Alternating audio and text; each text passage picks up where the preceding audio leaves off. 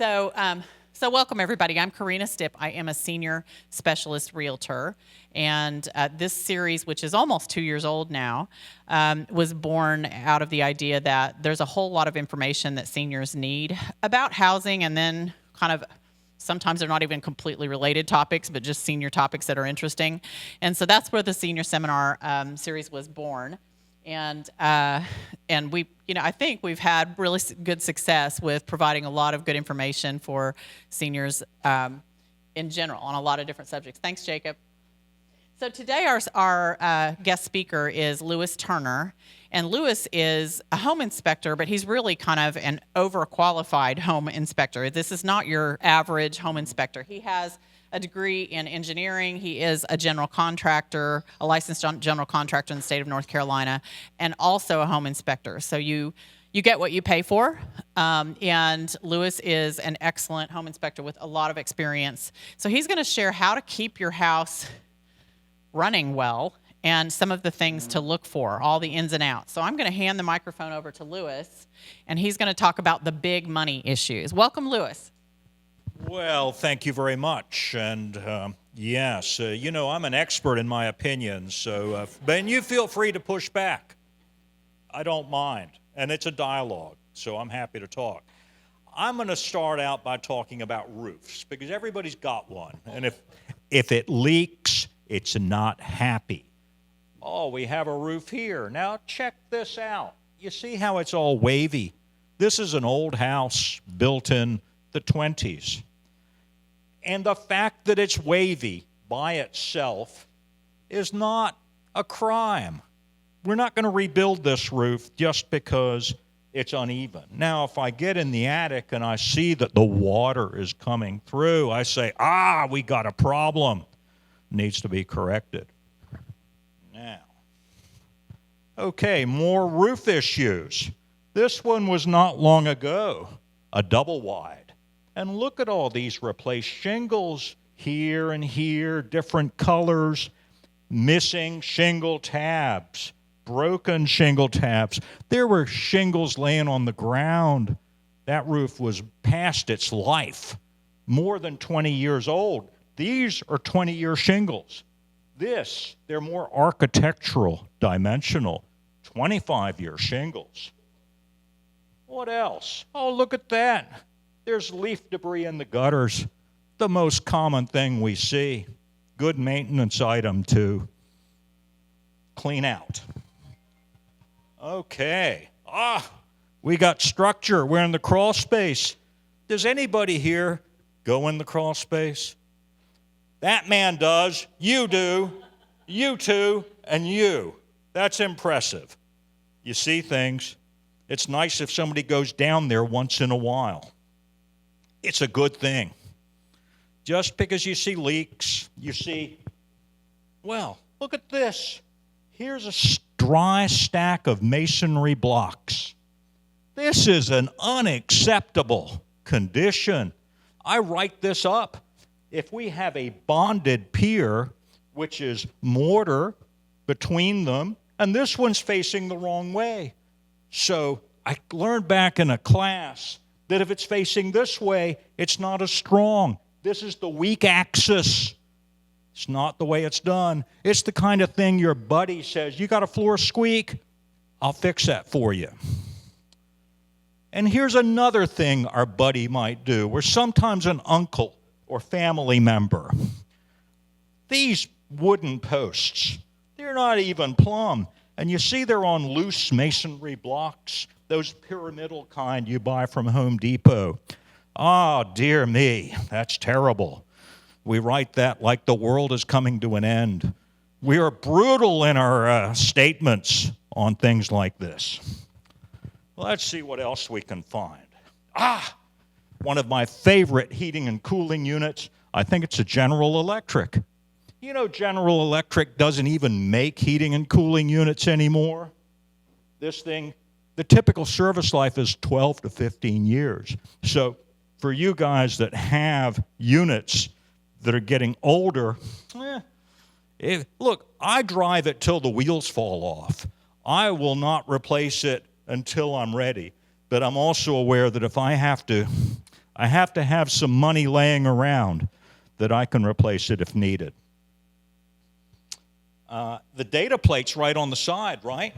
And if you can decode it, and if you go to the internet, and everybody goes to the internet nowadays, you can decode the year. Companies like Train are kind enough to actually tell you 2017 on their data plate. Anybody recognize this? Did anybody grow up with one of those, a fused panel? And yeah, and we don't see many of them nowadays. It's like 1 out of 100. But they are, when I see them, I write them up, because you can take out this fuse here that's a 20 and that one that's a 15, and I could put that fuse in the 15 slot, and that means too much energy is going to the wires, and the wires maybe could melt, and that's not good. So it can be a fire issue. My licensing board obligates me, whenever I see one of these, to put it in the report as a comment. Now this here, for instance, look at these two panels. This is a fine-looking panel. This is pretty. My day is made. I can see all the wirings. For you people who are who've studied engineering like Bob, this is like a schematic. This is beautiful. This is chaos. This is a relatively benign one. It is not as scary as some we see. But those are things to talk about. What else? Plumbing leaks. You ever have one of those showers that you have a shower pan and there's grout missing around the corners? And that's what happened here. This is the distant view. That's the shower. And you can see the insulation is wet, and that's evidence of a leak. This is a close-up view of it. There's where the water comes down. Here's where the water goes up for either hot or cold. And it's very bad looking, and sometimes it's so bad that people don't usually fall through the floor, but that would be an ugly thing. I've got an expansion tank for those of you that have a well. Only with a well do you have this. And I see this water. Where is this water coming from? Is it coming from a leak here, or is it coming through the foundation wall? And that's where we have to use our detective hat to try to come up with answers.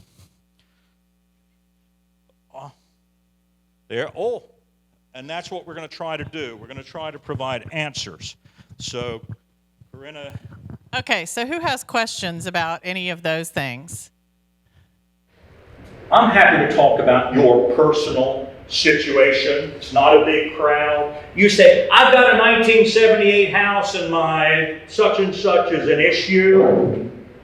I'll throw it out there. We've got time, and I'm happy to chat.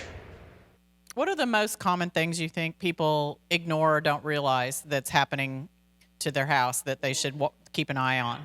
We had some people that have been in their crawl space, and some people would no sooner go in their crawl space than, it's the last thing in the world. That's where you don't see things. I mean, and there are some of us who are getting a little bit less flexible, and going up in the attic is not that much fun. But if your roof is more than 20 years old, and I know these guys, they've lived in their house for 37 years. And, they know when they replaced the roof. So, and your heating and air equipment, that's the big one. That's what takes money to operate, just like a car. It asks for new things. Mm-hmm. Yeah. Yeah, okay. And so I just recently encapsulated my crawl space. So tell me about that. Like, do you recommend a moisture barrier if you have a crawl space? Who has a crawl space? Okay, a lot of you do. Okay, so do you recommend moisture barrier, encapsulation? Tell me about that. So I've got strong opinions on this, and there are experts, PhD level experts on both sides of this.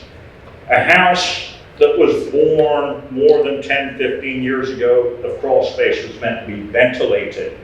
The foundation vents, they open. There are companies that will come out and look in your crawl space where some of you have not been. And they will say, oh, I can make it the most beautiful thing. You will want to eat lunch down there. And they are beautiful. They show beautiful photographs. Yeah. But I'm a skeptic by nature, okay? I think that taking something that was meant to be ventilated, you have to think about it. Every crawl space is kind of a unique thing. The geometry, what is the footprint of the house? And there are people who say my only tool is a hammer, and therefore everything is a nail. And I think it requires, I know a pesticide company, they also do closed crawl spaces. And the young guy, he was 25 years old, a nice young man, but he can make a pile of money if he gets his company to sell an $8,000 crawl space encapsulation. So sometimes they're good, they're better when they are original construction, done at time of. Everyone I go into, I have a comment. What happened? I don't know. Let's see. Okay. It looks like it's working on coming back. There we go. So do you recommend or not then? It depends. How's that? You ever go to the doctor and they say, Yeah. it depends? Yeah. We had a lot of moisture. We had polybutylene that I replaced. So, what's interesting is now that we've encapsulated, so we're some of those people encapsulated. The one thing I will say is the quality of air in the house I think is better because we have some air purifiers, but the house also shrunk. So where the countertop meets the wall, there's actually a gap now that didn't used to exist. Okay. Yeah. Not huge, but like I started seeing the old paint, which is a lot different than the paint that's in there, and I'm like, wonder what that is. And I put my finger back, and it must have been so swollen from the moisture, is my thinking. Valid thought. Right. Yeah. And so it's drying, and maybe, without looking at it, so a piece of trim or some caulk or whatever. Yeah, and it's just one of those things. I've not addressed it yet because I wanted it to shrink completely and dry out completely before we, did that and had to go back and address it again. So that's the only reason why it's not right now, and it's been since December. So I think we're about there. Right. I'm waiting through, the spring showers is what I was thinking. So one of my criticisms of encapsulated crawl spaces is sometimes we have water entry through the foundation walls under the plastic. You ever go in, they go in one, but you go in one and the plastic, there's water down there. So proper grading of exterior walls is critical to. And so ours is our slope, so it's kind of army man crawl at one end, and then can't quite stand up at the other end. Okay. So that's probably good grading, isn't it? It probably is. And what is the outside? Is there a positive? Here's the foundation wall. Is there a positive slope? Yeah, that lot just all slopes. That's critical. Yeah. And sometimes we encapsulate crawl spaces that already have the fungal growth. The little. Oh, I had all that addressed in the process. And that's good. So Yeah. it's interesting to go back. We have a dehumidifier. We have a sump pump. That's a big deal. So we have a new crawl space door. Yeah, it wasn't cheap. I was going to say. It's really depressing to spend that kind of money on something all. Yeah, it's one thing for granite countertops. It's another thing for that. Yeah, it's a beautiful crawl space now. Yeah, and it was ugly before. All the insulation was coming down, and there were problems. There was no doubt. So I feel like it probably was the right decision. And it probably is, but I always say when I see one, annual monitoring by somebody who knows what they're looking for. Well, and they do. This company does annual monitoring. And the other thing I did was we did not have termites, but I proactively treated for termites because it's easier to do before you encapsulate. So tell me this. The other thing that came up in this process, this isn't all about me, but I think it's interesting. So the other thing that came up during this process was I was warned by a number of people, once you encapsulate, essentially we've created a swimming pool under our house. That's why there's a sump pump. So if we ever have a leak, it's encapsulated so well that it will just hold the water, right? So that's the sump pump kicks in if and when you ever need it. And so crawl spaces, as a general rule of thumb, don't tend to have radon as much as slab. And slab, it's because it builds up underneath. And so then I had people warn me, you may have radon. So have you seen, I don't, because you have a radon company that comes in when you do inspections. And I have some radon monitors, and I set one yesterday, and I do that. And you can have, because it's so well sealed, yeah, you can have additional collection of radon. So then I'm going to ask you one more question, and you tell me if you know about this, because I know you're not a radon guy. You just have the people come in with a radon test. But so one of the things I discovered in my research was, rather than have a one-time radon test, I ordered a little thing. It's called Air Things on Amazon, $155, and it's like a deck of cards, and you put it up on a surface, and I've moved it around my house, and so far the reading is at 2 something. Consistently. So it reads every day, and then it reads a week, and then it resets. So I've done it in different rooms in the house. It's always been the same. And the safe number is to be under 4 for radon, okay? So is that a false sense of security, or do you think that works well? Everything I read said it worked well. The one that I set yesterday, it is a 48-hour minimum test. Yes. And the longer period you have, the better understanding you have, and you may see variation in different parts of the house. Mine's fluctuated just a little bit, but it's been pretty consistent, like 2.5, 2.7 is really kind of where it seems to stay.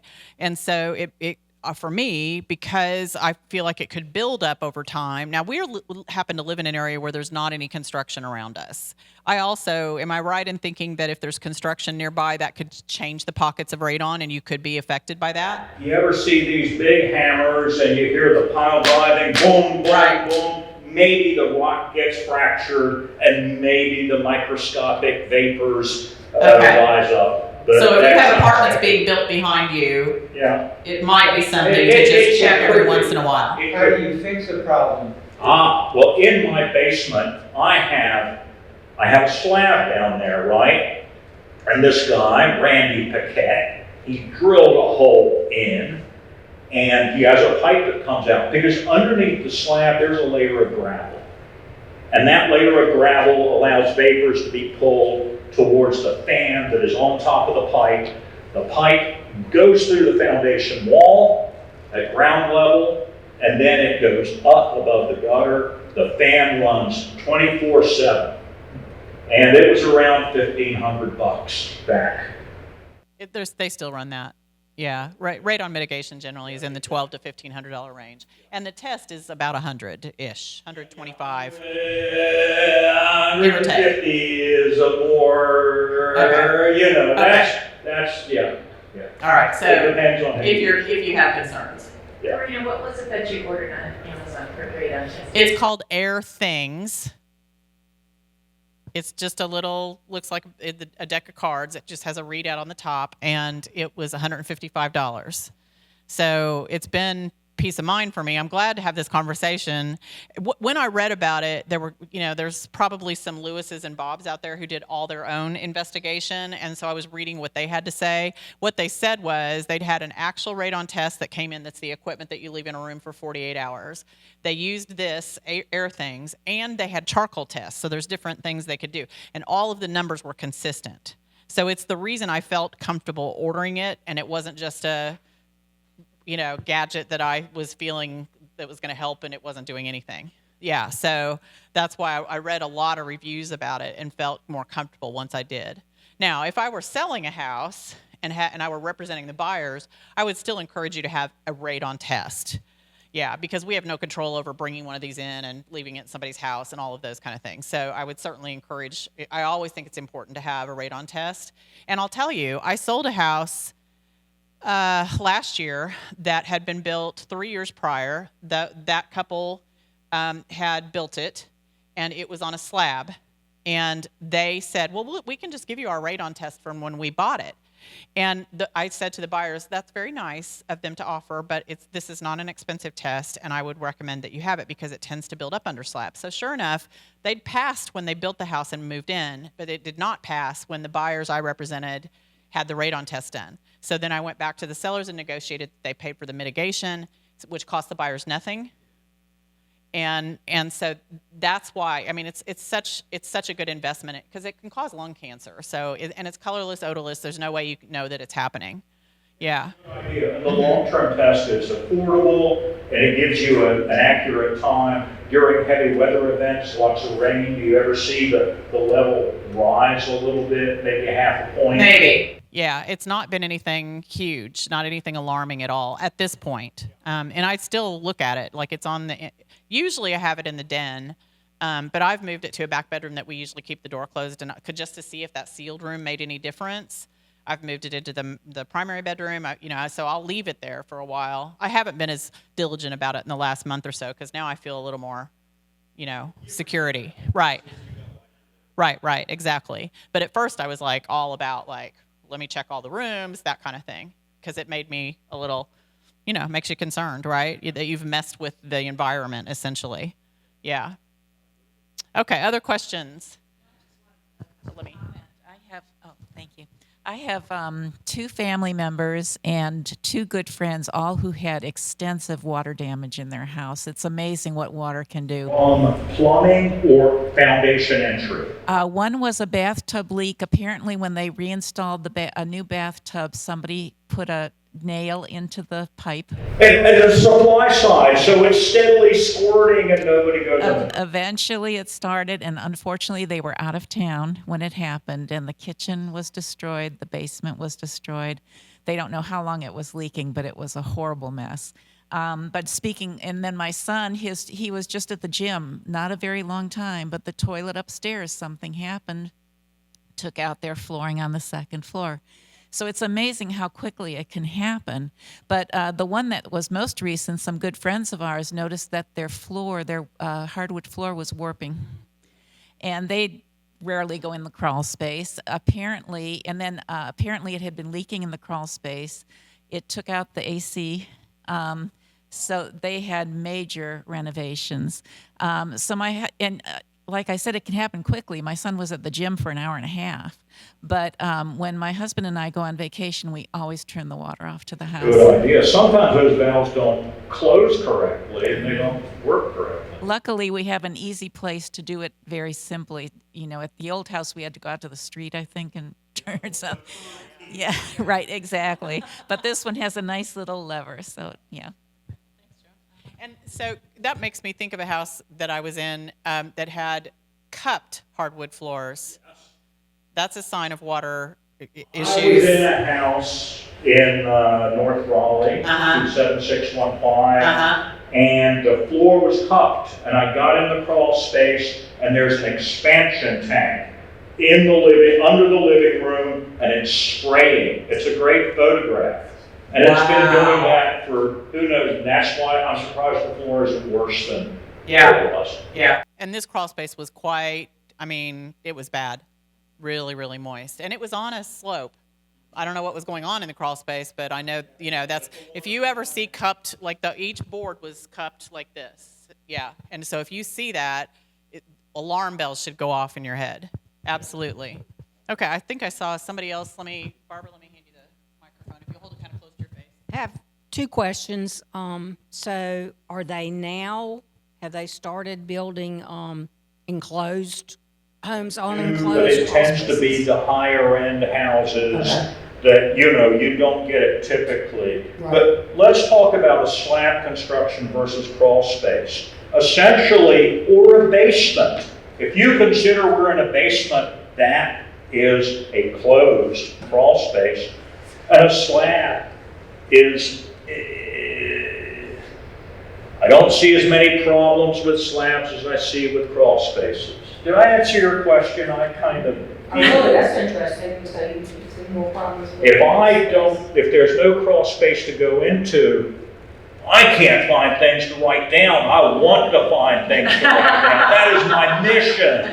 That justifies my fee. That's why I want to find things. But yeah, I mean slabs, less issues. Now, we're of the old school that says, I don't like the way it feels on my feet when I walk, but I'm sold. I'm sold on concrete slabs. They're cheaper to build, but there are traditionalists like my friend Sam. He wouldn't have it, But hey, it just depends on what floats your boat. So my other question is about polybutylene plumbing. Yes. Just, Anything more specific? Well, that we have it. Okay. Um, I'm going to a house this afternoon that has it. we haven't replaced a very small amount. Okay. Because of the leak, but, Right. I mean, what is the suggestion of, Okay. should we go in, because you got to tear out walls, right? And may I ask, how long have you lived in that house? 93. So that's a right good while. And houses from 85 to 95, they have them. You'll get a house that was built, they say built in 96, but it'll still have it. And this is the first try at plastic piping. And the danger with polybutylene isn't the fittings. That's where they leak. In the beginning, the first couple of few years, 85 to 88, they were plastic fittings. They hadn't mastered the proper way. In later years, after 88, you typically see copper fittings, copper crimps, and they're much better. So I lived in a 93 house in Moose Crossing. That's off 401 and Mitchell Mill Road. Lived there for 7 years, I think. And we didn't have trouble. There's 600 houses in that neighborhood. We were okay, but my licensing board, they obligate me to say, you have polybutylene pipe. And there was a class action suit, and if you feel inclined to have a professional plumbing contractor come and visit your house, you determine the squareness of the crimp on the piping. That is your call. And so, but me, I'm sorry, I got other things to spend my money on. That there are a lot of houses, tens of thousands of houses around here that have it, and I am not going to pay money to fix it unless I have an issue. I've been in crawl spaces where there's a spraying leak, just like I was talking about previously, and it happens. But I'm not fixing it until it's broken. Okay. Well, Karena, does a home with polybutylene plumbing have, Water issues? or have, just to say, like, less bad? Is it a No, red flag? it's a concern for some. I have polybutylene. We have replaced as we've gone. So both of our bathrooms, we actually had a shower pan that was leaking. And at the time, this has been a number of years back, I was traveling. And every time I'd go away, I'd be well, and I'd come home and I'd be sick. And this happened several times. And I was like, there's mold in this house. There's something going on. And so sure enough, the shower pan, our bathrooms, we're just in a ranch, and our bathrooms back up to each other. So the shower pan and the master had failed. And it had actually come through the wall into the other bathroom. Our insurance actually paid a good chunk of it, and we were able to totally remodel both bathrooms. I put some money with it, and we upgraded some things because there's rules around that. But for us, it was almost a happy accident that we had all that done. So when we had the bathrooms done, we replaced all of that in those rooms. And what the plumber has told me after we just had the washing machine area, which is in the middle of the house next to the second bathroom, that failed, and that was causing a lot of the problems for the encapsulation. And so I had him put everything new, including the drain pipe. It's all new, and it made me feel better that it's all done, personally. And because it was even up in the walls, I had to have drywall. We didn't know it. We didn't know because didn't see anything. Yeah, and it hadn't gotten to the point where it was moldy yet. But when we did all of that, what he told me was what tends to fail is underneath the house. It's not in the walls as a rule. It's because they carry the water. Whenever you're not using them, that's where all the water sits. It sits in the pipes under the house. So he said usually the leak happens under not in, and you don't know it, especially if you have a crawl space. I mean, that's if you happen to be like 2 layers and you can see the upstairs, bleeding into the first, story. That's a different thing. We've not done the kitchen yet. It's on our wish list.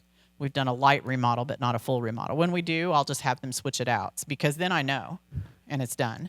But I haven't gone to, I haven't slashed and burned and done everything at one time. I didn't think it was necessary, so my instinct was right apparently. But that's what we've done. And so it's kind of like windows and siding. I sell a lot of houses with original windows, and I sell a lot of houses with original siding. So as long as it's in good shape, so if you have masonite, for instance, make sure that it's just in good shape, have the bad pieces replaced, have it painted fresh, and people buy those houses every day, all the time. You're not going to get 100% of your money back if you put in new windows or new siding. You just need to make sure it's good and sturdy. And so I still have the original windows in this house. And, it's a choice we've talked about. Like, we've talked about windows, but I own rentals in Florida, so I end up putting money into those houses, and that's part of my long-term goals. So we live in a smaller footprint here by choice because part of our eggs are in that basket in Florida, and we have someone else paying for those. And I like that plan where all my eggs aren't in one basket, and, I have to repair more than one house that way. And I've lived on slab, and now I'm on crawl space. And I will say it was harder on my legs on slab. And it's a pain in the neck if you have a leak. One of the houses in Florida had a leak, and I ended up replumbing the guest house because we could not find the leak because of the slab. So there's good and bad. Both of those houses that are concrete, like concrete block, which is kind of the gold standard in Florida for hurricanes and all that kind of thing, bugs, all that. So was there another question, Sherry, did you have? Okay. We recently, well, I guess in the last 4 years, we have a garage that's attached to the house. And we had what is that covering called on? Floor seal. The floors with that stuff you put down that makes it look better. That's it. It was our visiting place during COVID. Yeah, that's where we met people. Anyway, my question is, just recently, and this has probably been 4 years that we had that done, we're seeing black mold on the walls in the garage. We never had it in all the years we've lived there. What is this? Is it because we enclosed that? Recognize. When I say this, I'm a harsh individual, okay? And that's the only way I know to be. It's kind to be cruel. It just needs to be wiped. If it keeps coming back and coming back, then yeah. But if you don't want to wipe it yourself, pay somebody to wipe it. So just like a bleach solution? Yeah, there's a Lowe's product called Concrobium, an antifungicide. There's bleach and water. There's different things, but it's mainly just. So it really doesn't have anything to do with that thing on the floor? I am not looking at it. If you want to send me a picture, I'll give you an opinion. But I don't, just because you seal the floor doesn't mean the garage, is the garage sealed floor too? No. I don't get the correlation. Okay? But, It would be like us to do something that messed something else up. That's just the way we do it. Okay, other questions? Yep, back here, Gary. Thank you. you're welcome. I guess my question had to do with radon. I don't think we've ever had it tested, and I guess the question is, it may have been 10 years ago that we would have been all right, but should we be doing it periodically? So I have a customer who I did the inspection for him 5 years ago. He's a smart young Chinese man with a PhD, and he's getting another one. The radon test is a snapshot in time. And it is representative, and it should not vary much, but it also depends on outside weather conditions and things. If you wanted one, I'm sure we could come to an understanding, and I have a machine, okay? She mentioned the charcoal canisters, and you put the machine on a stand and you let it sit for a minimum of 48 hours. And then you plug the machine into the laptop, and it gives you a reading. If it's less than 4, it's great.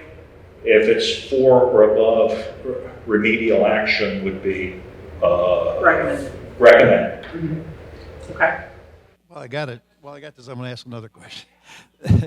When you say encapsulated, what does that really mean? Our crawl space was built in 2007, and it had the visqueen all the way and all the way up. All the way up to the top of, close to the top of the block. Correct. Okay. And that is a partial encapsulation. Do you have insulation between the floor joists? That would be typical to let it remain in place. And so you have a hybrid. It's one of these that, and all your foundation, do you have foundation vents? I think so. Yeah, and they may have taken a piece of styrofoam and put it in there, and you have that orange expandable foam that you can squirt in. That's a hybrid.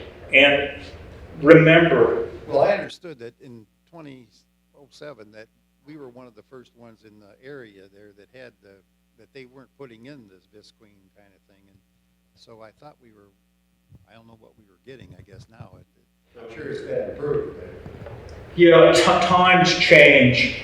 Remember my position. Remember, you go to the doctor, he doesn't want to say things to screw up.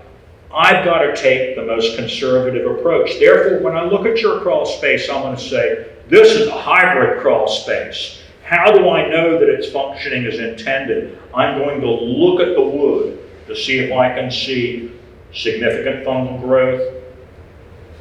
But I'm going to write it up that annual evaluations needed. Also, I'm getting older. I lose my train of thought sometimes.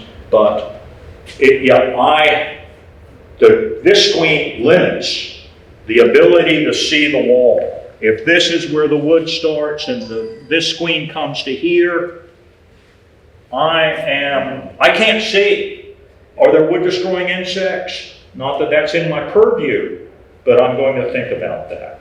And I'm going to say it's a limitation for observation. It could be good. How's the crawl space doing? What's its health otherwise? Would be another It seems question. to be fine. Okay. Yeah.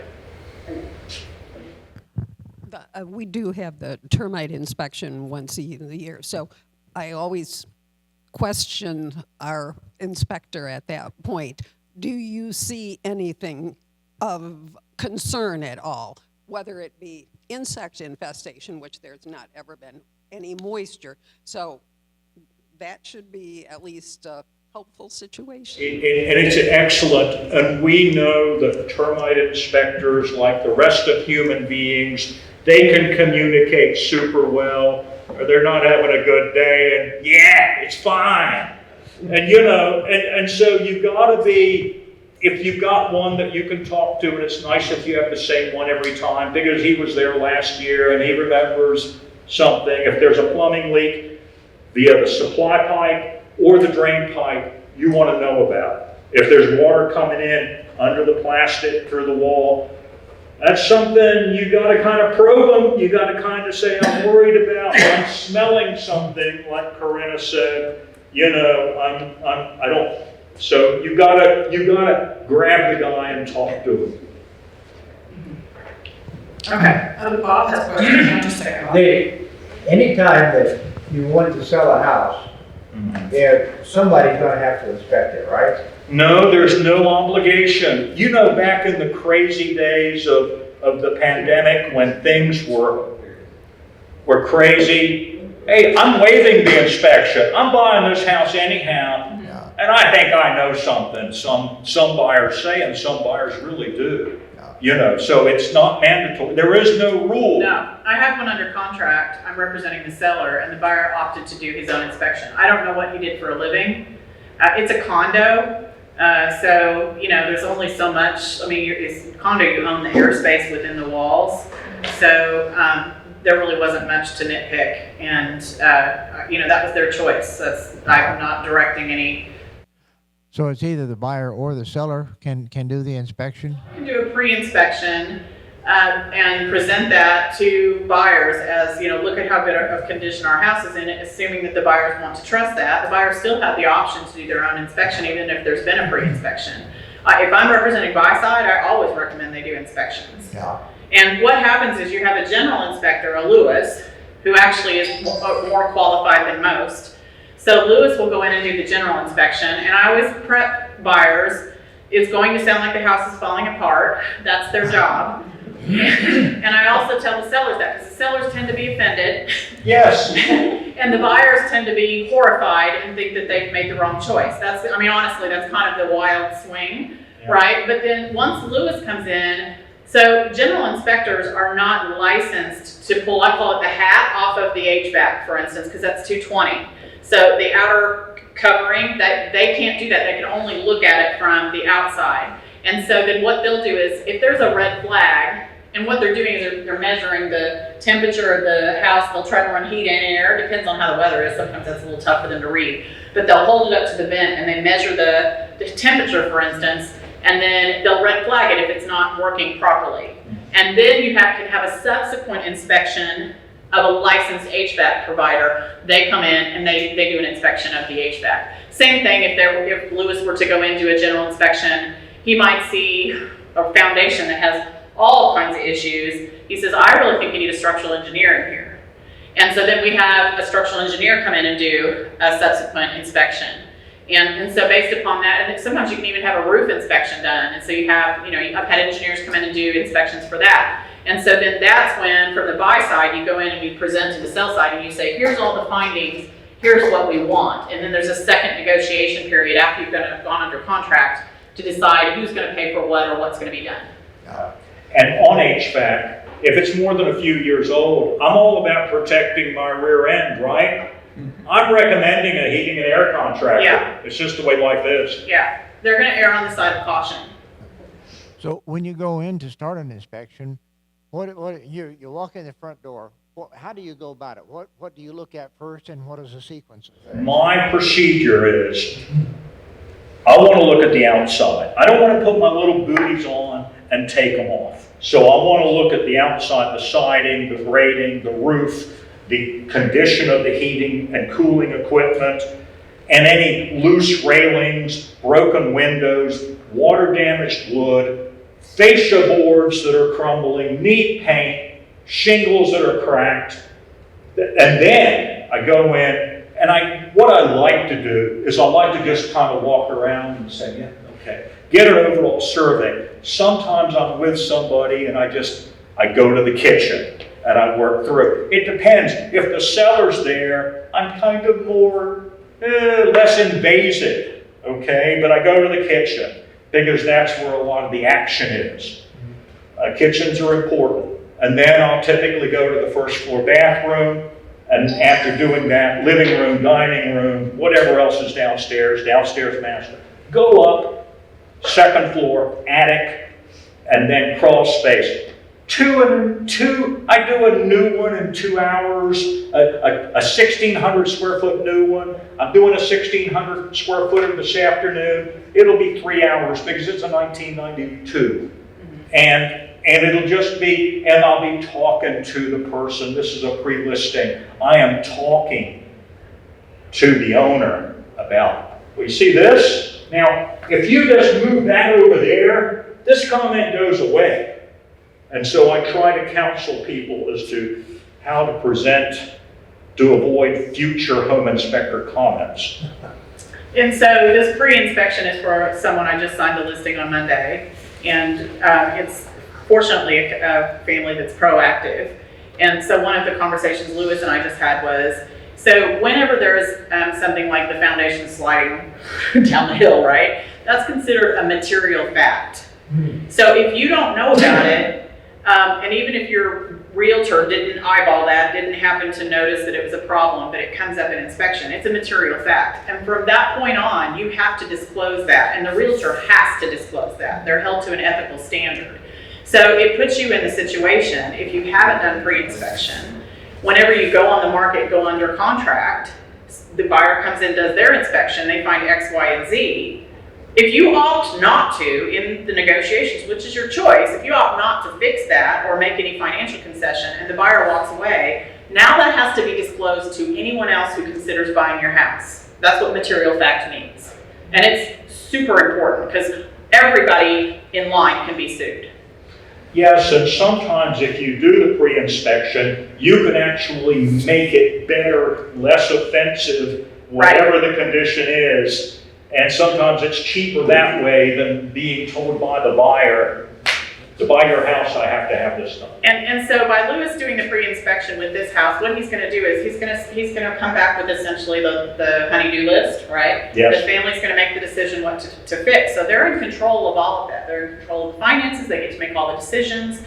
And if those things are fixed, Lewis will go back and charge a very small fee for an after inspection, okay? And then he then can wipe those things off the list.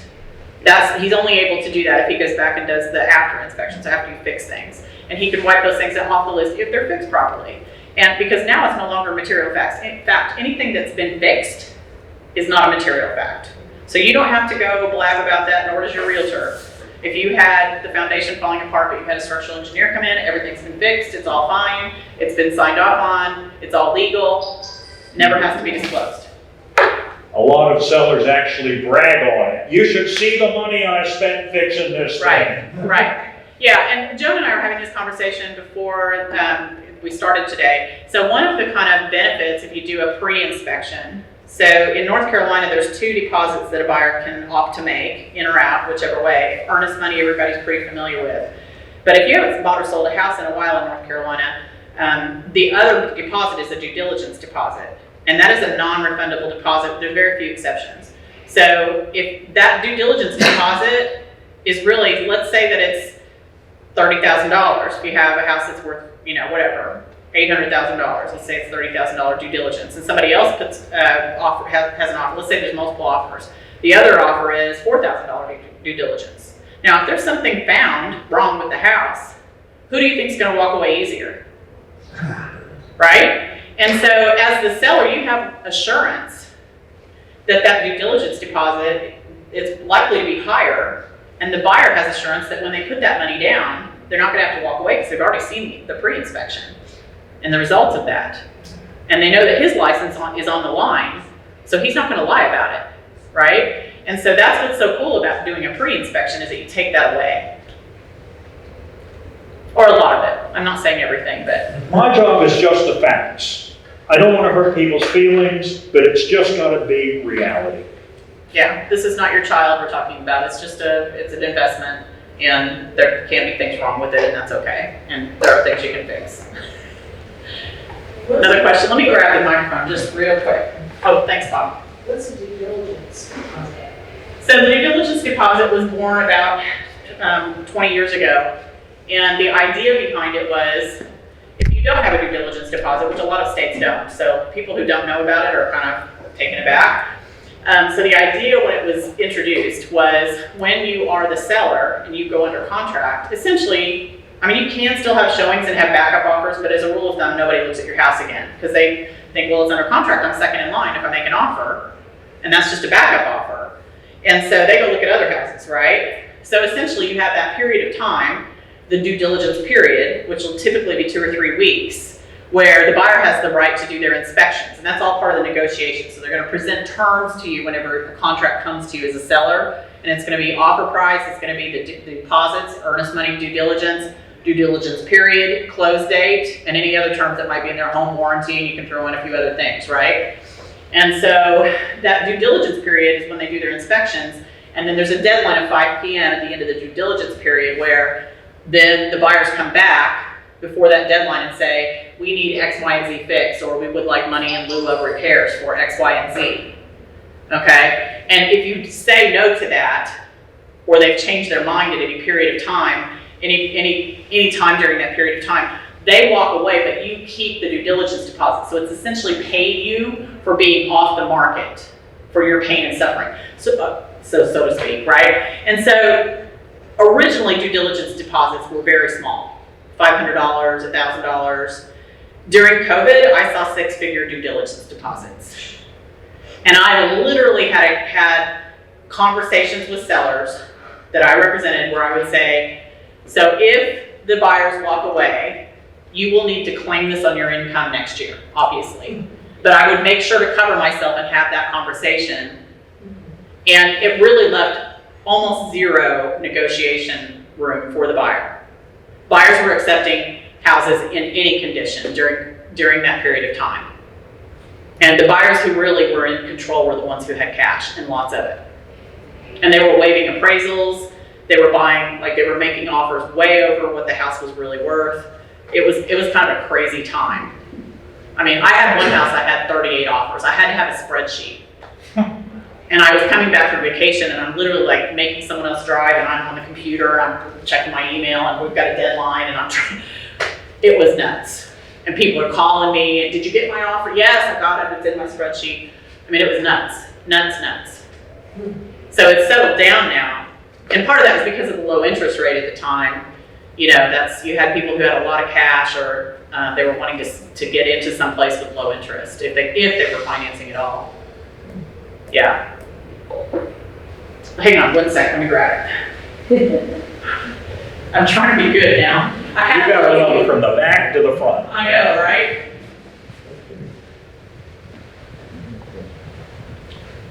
Here you go. And it's Melanie.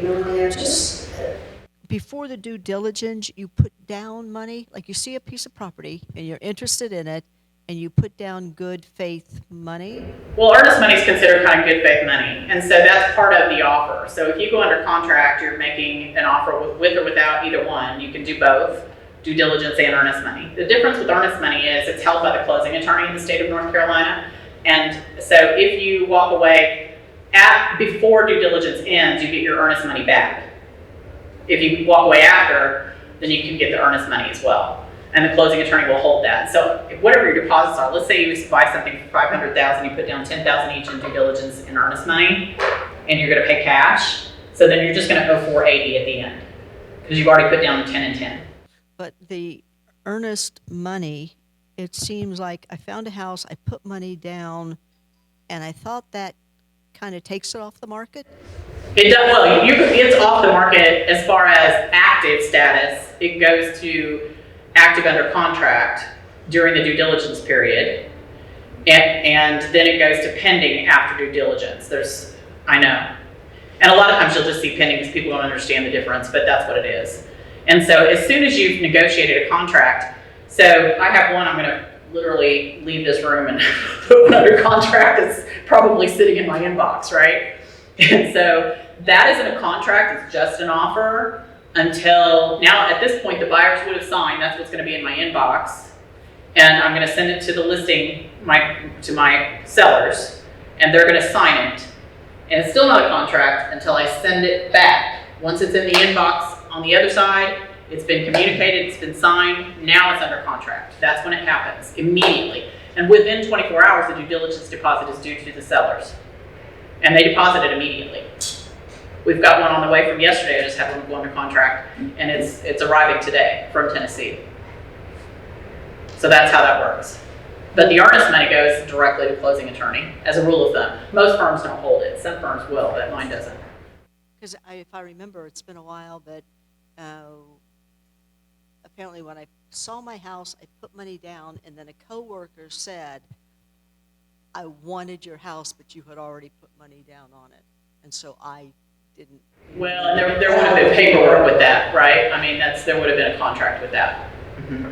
It's considered an offer until it's a contract. And the contract has to do with those exact rules where it has to be communicated back. There was nothing he could have done. He couldn't come up with If you were under contract at that point, then you were obligated to that buyer unless that buyer walked away. You could have taken a backup offer, which it just essentially sits in the background.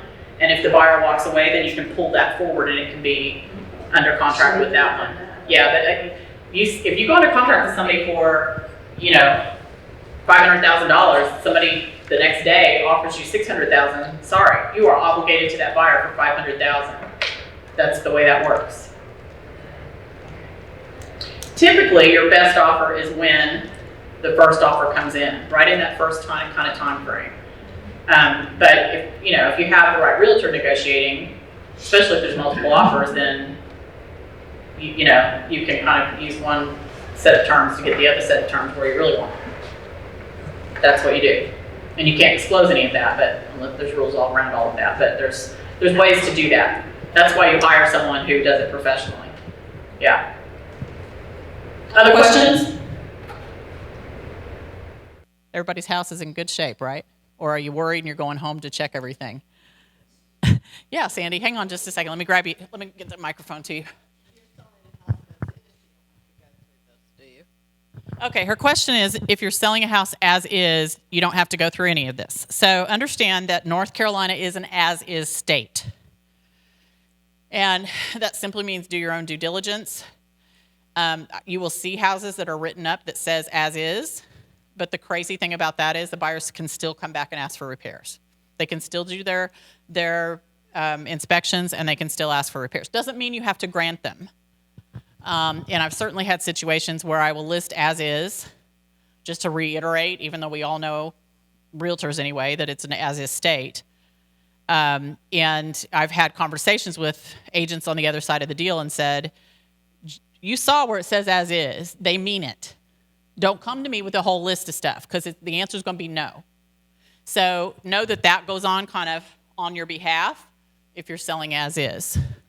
I mean, if you're selling as is, if it's a distressed property, let's say, right? There's repairs that need to happen. There's other value in the land, or, you know, whatever. In those cases, if you're selling like that, then you certainly, the buyer's going to know that going in, and the offer's going to reflect that. Okay? I have one under contract that'll probably take 2 years. I worked on it for 3 years before we went under contract, and the value is not in the house, it's in the land. And it's the offer. This particular deal is with the developer. And so they're literally going to scrape everything off the land. So we negotiated several times back and forth, and I had a conversation. This lady's a senior, and I said to her, what do you want from the house? Because I think we've squeezed every dollar we can get out of the developer. What do you want from the house? She goes, well, I'm not going to take a whole lot. And I said, so if I were to negotiate for you to be able to leave everything here for a bulldozer to come in and get, you don't have to move it. You don't have to pay somebody to take it out, because in this case, the house is not going to be here anymore. That's a value, right? And she said, yes. And I said, so I'm going to negotiate that. And then I negotiated a rent back for her. So then she can stay in the place after it's closed long enough to use that cash to buy the next place. Because that costs the other side nothing. Not really. Not for a period of time anyway. So there's all kinds of terms that can come into play, and depending on your situation, you use what you have at your disposal, right? And you negotiate those things. Because those things, I mean, if she'd had to clean that house out for any other person who was coming in to buy that house, honestly and truly, she's got a big shop in the back with all this stuff. Her husband's died.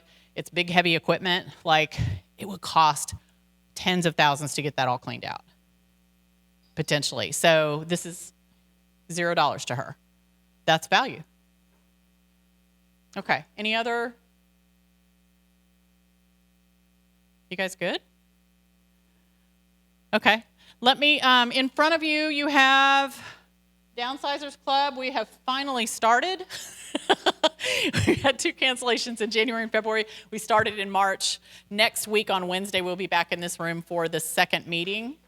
And the dates are here. And I've actually got another flyer that's the graphic designer just finished up with the dates for the back half of the year. So I'll have that for you soon. So if you haven't come, you're welcome to come. For the first time, you come free. And then after that, it's $49 lifetime membership. And if you use my real estate services later, that will be credited back to you. I am set up with Venmo now to take payments. So if you attended last month, you'll need to pay for your membership when you come in, or you can bring a check made out to Southern Accent Homes. There's the name. And replays of the seminars are on my website, and we just created a YouTube channel, so that'll be coming soon, where we'll have everything loaded up on the YouTube channel to watch the seminars. And we're adding, finally, Barbara, the first tour of the senior community. And then I've got to talk to Bob and see if we can get another one scheduled so we can start getting back out on the road and scheduling more. So it's finally up and running. Jacob did all of that for us. And then next month's meeting is Growing Older, Staying Strong. We'll have a physical therapist and a fitness trainer who are going to be here to speak. And that's Wednesday, May 14th, so just right after Mother's Day. And then last piece is the survey. If there's anything you'd like to see, I am working on planning the back end of this year, the seminars. and I don't have them all planned yet. So if there's a subject you're just dying to see presented, something you want to learn about, please let me know about that. That helps guide me in what I plan for upcoming seminars. And if you want to enroll and you're not already enrolled to receive the monthly newsletter, that's this. I can snail mail that to you if you provide your address and say that you want to receive it, or we can email it to you. I finally hired an admin because I just can't keep all the plates in the air. And so she's doing some of the behind the scenes things with those kind of things. So if you should have gotten an email notice reminder for today. And we'll continue to do that as long as, that's just a once a month thing for that in the Downsizers Club. That's all you'll get. But yeah. Well, I have a question. For those of us, me, who is totally clueless about you've got a house, you've got land, you don't know what to do with it. What is the best way to go about getting good people to come in? Because I've had the ones that come in, they've created problems that need to be fixed down the line. So how do you find You're talking about service providers like plumbers and electricians and so forth? Well, a realtor is going to recommend good people to you. So that's, because I need those things done right so that I can sell a house. Or if you want to ask your neighbors and friends, they'll usually recommend. You've gotten the bad people. Yeah. I mean, I generally have from pretty much every subject, but there's always something that comes up that somebody asked me about, and I'm like, hang on. I had one lady who asked about bed bugs, and I'm like, it was for a friend of hers. I'd sold her house to her, and then her friend had bed bugs, and I actually connected her with somebody who was able to get her to the right people, and she got rid of them. It was in her couch, and it was a brand new, custom-made in High Point couch. Like, it's not a cheap couch. This is not a bad area of town. Yeah. So if I don't have the answer, I find it for you from the right people. So if you want to be in touch with me, I'd be happy to. Yeah, that's what I do is I either give you who's in my phone or I find you the right person. Anyone else? Thank you all for coming. Thank you so much. Let's give Lewis a hand. Thank you so much, Lewis, for all of your knowledge.